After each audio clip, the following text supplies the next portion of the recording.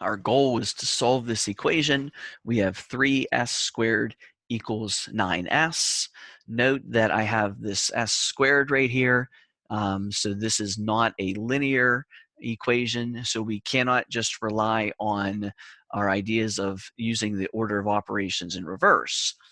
So so the only tool that I have so far that I've taught you would be my zero product property. And so I need to write this as a product, and I need to have one side set equal to 0. So my first step here is to subtract this 9s on both sides. I have a 9s over here. I need this side to be 0. So this is a positive 9s. So I'm just going to subtract that value from both sides. And when I subtract that 9s, I have 3s squared minus 9s equals 0.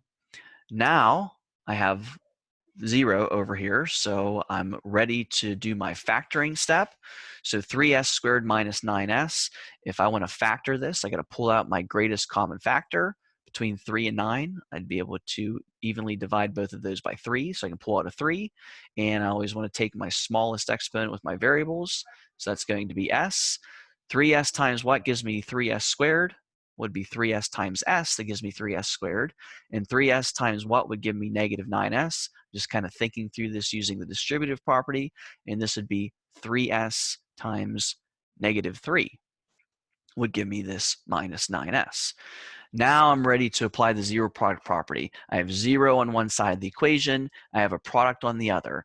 3s times s minus 3, the quantity s minus 3 equals 0. So the only two ways that this equation could be equal to 0 is if this first factor is equal to 0 or if this second factor is equal to 0. In solving these equations, you'll see that s equals 0 is one of my solutions, and adding 3 to both sides gives me s equals 3.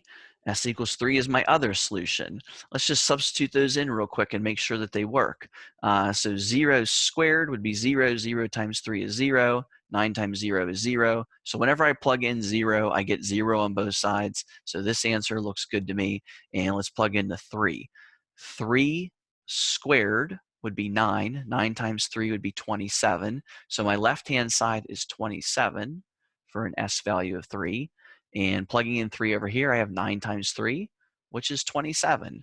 Both of these solutions look good, and I'm done.